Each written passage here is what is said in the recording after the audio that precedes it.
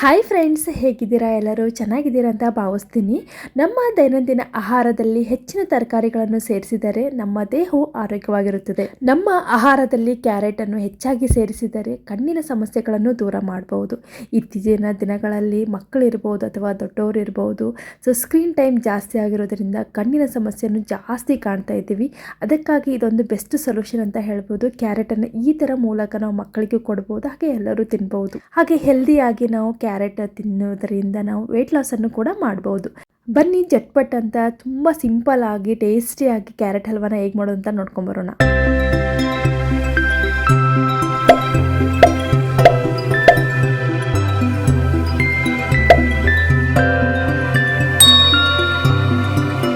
Hi Shamu, Appu ನಿದ್ದೆ ಆಯ್ತಾ?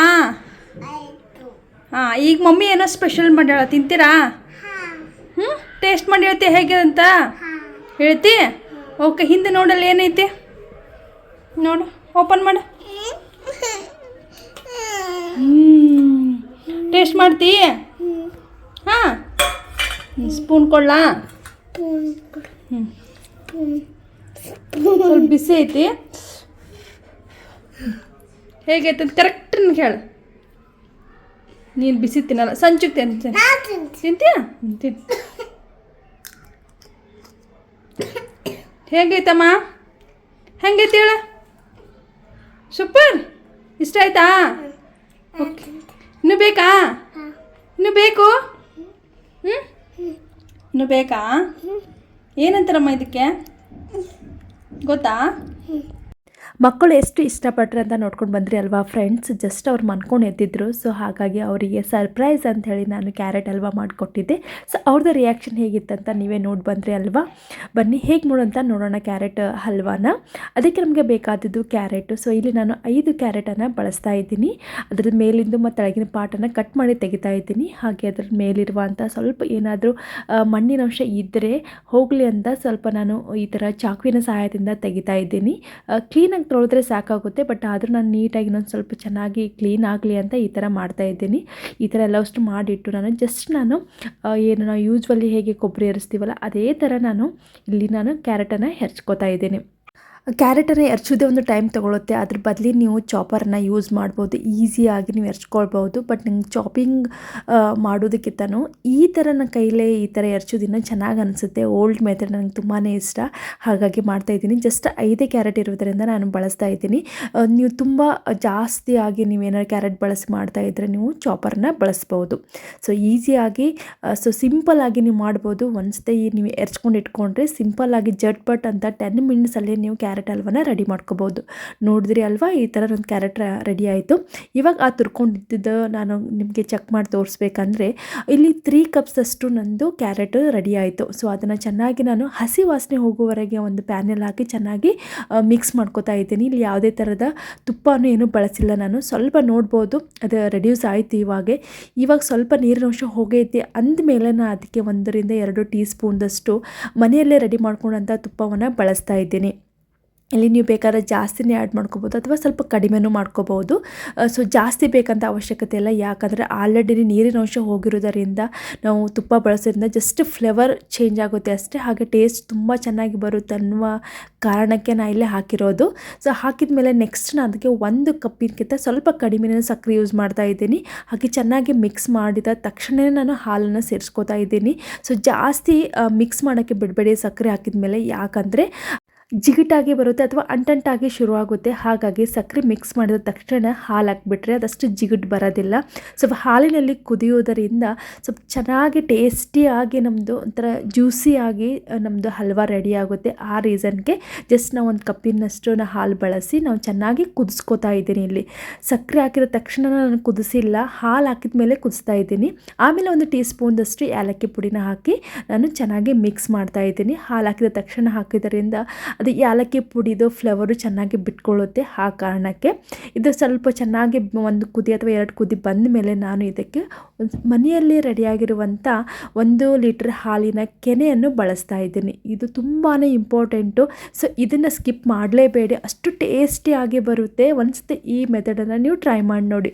So ನಾವು ಮನೆಯಲ್ಲೇ ಈ ಥರ ಕೆನೆ ಬಳಸೋದರಿಂದ ಅದರಲ್ಲಿರುವ ಕ್ರೀಮಿನೆಸ್ನಿಂದ ಆ ಟೇಸ್ಟ್ನಿಂದ ನೀವು ಬೇರೆ ಏನು ಕೋವಾ ಹಾಕ್ತಿರ್ತಾರೆ ಅಥವಾ ಪನ್ನೀರ್ ಹಾಕ್ತಾರೆ ಅವು ಏನು ಹಾಕುವ ನೀಡೇ ಇಲ್ಲ. ಇದು ಒಂದು ಐಟಮು ಮನೆಯಲ್ಲಿ ಇದ್ದದ್ದನ್ನು ನೀವು ಬಳಸ್ಬೋದು, ಅದು ಹೆಲ್ದಿಯಾಗಿ. ಹಾಗೆ ತುಪ್ಪದಲ್ಲೇ ಫ್ರೈ ಮಾಡಿಸ್ಕೊಂಡಂಥ ಡ್ರೈ ಫ್ರೂಟ್ಸನ್ನು ಆ್ಯಡ್ ಮಾಡ್ತಾ ಇದ್ದೀನಿ. ಬಾದಾಮಿ, ಗೋಡಂಬಿ ಮತ್ತು ಒಣ ದ್ರಾಕ್ಷಿಯನ್ನು ಯೂಸ್ ಮಾಡ್ತಾ ಇದ್ದೀನಿ. ಹೆಲ್ದಿಯಾಗಿ ಟೇಸ್ಟಿಯಾಗಿ ಕ್ಯಾರೆಟ್ ಹಲ್ವಾ ರೆಡಿ ಆಯಿತು. ನೋಡ್ಬೋದು ಎಷ್ಟು ಚೆನ್ನಾಗಿ ಕಾಣ್ತಿದೆ, ಎಷ್ಟು ಜ್ಯೂಸಿಯಾಗೂ ಇದೆ. So perfect consistency. ಸೊ ಜಾಸ್ತಿ ಸಕ್ಕರೆ ಹಾಕೋದು ಬೇಡ, ಜಾಸ್ತಿ ಏನು ಹಾಕೋದು ಬೇಡ. ಈ ಮೆಥಡಲ್ಲಿ ನೀವು ಫಾಲೋ ಮಾಡಿರಿ. ಸೊ ಮತ್ತೆ ತಡ ಸರ್ವಿಂಗ್ ಬೌಲ್ಗೆ ನಾನು ಹಾಕ್ತಾ ಇದ್ದೀನಿ.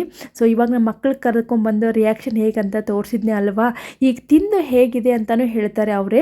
ಸೊ ಲಾಸ್ಟಿಗೆ ನಾನು ವಾಟರ್ಮೆಲನ್ ಸೀಡ್ಸಿಂದ ಗಾರ್ನಿಷ್ ಮಾಡಿದರೆ ನಮ್ಮದು ಎಮ್ಮಿ ಟೇಸ್ಟಿ ಆದ ಕ್ಯಾರೆಟ್ ಹಲ್ವಾ ರೆಡಿ ಆಯಿತು. ರಿಯಲಿ ಫ್ರೆಂಡ್ಸ್, ಇದು ತುಂಬ ಟೇಸ್ಟಿಯಾಗಿ ಜ್ಯೂಸಿಯಾಗಿತ್ತು. ಮಕ್ಕಳಾದ್ರೂ ತುಂಬಾ ಇಷ್ಟಪಟ್ಟರು.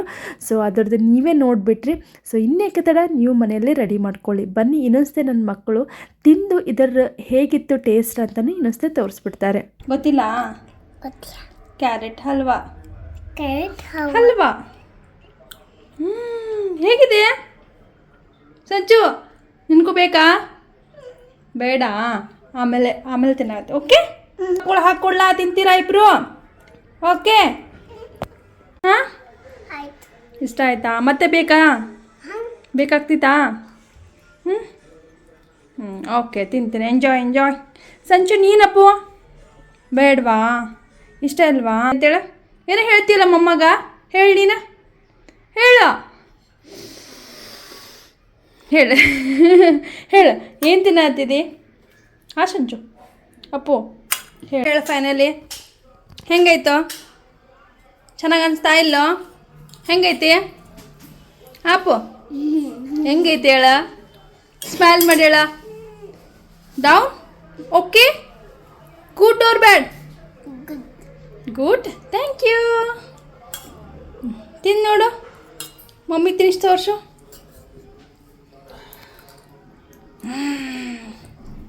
ಹೆಂಗೈತಿ? ಸೂಪರ್ ಐತೆ. ಇಲ್ಲಿ ಹೇಳ, ಸೂಪರ್ ಆಯ್ತಾ? ಇಷ್ಟ ಆಯ್ತಾ? ಓಕೆ, ಈಗ ಫೈನಲಿ ವಿಡಿಯೋ ಎಂಡ್ ಮಾಡ್ಬೇಕಂದ್ರೆ ಏನು ಹೇಳ್ತಾರೆ ಮಮ್ಮಿ? ಏನು ಹೇಳ್ತಾಳ? ಹೇಳ್ತೀಯಾ ಸಂಜು? ಹಾಂ, ಏನು ಹೇಳ್ತಿ ಮಮ್ಮಿಗೆ? ಲಾಸ್ಟ್ ಮಮ್ಮಿ ವಿಡಿಯೋ ಎಂಡ್ ಮಾಡುತ್ತೆ, ಏನು ಹೇಳ್ತಾರೆ? ಹೇಳ್ತೀಯಲ್ಲ, ಏನು ಮಮ್ಮಿಗೆ ಏನೋ ಹೇಳ್ತಿದ್ದಲ್ಲ, ಹೇಳ ಮಮ್ಮಿ. ಹಾಂ, ಸಪೋರ್ಟ್ ಮಾಡಿ, ಸಬ್ಸ್ಕ್ರೈಬ್ ಆಗಿ, ಲೈಕ್ ಮಾಡಿ, ಕಮೆಂಟ್ ಹಾಕಿ.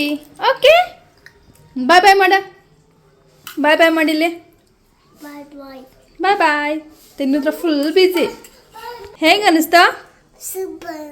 ಓಕೆ, ಬಾಯ್ ಮಾಡಿ. ನಿಮಗೆ ಈ ರೆಸಿಪಿ ಇಷ್ಟ ಆಗಿದೆ ಅಂತ ಅನ್ಕೋತೀನಿ. ಮತ್ತೆ ನಿಮಗೆ ಹೊಸದಾದ ಒಂದು ರೆಸಿಪಿ ಜೊತೆಗೆ ಬರ್ತೀನಿ. Thank you for watching.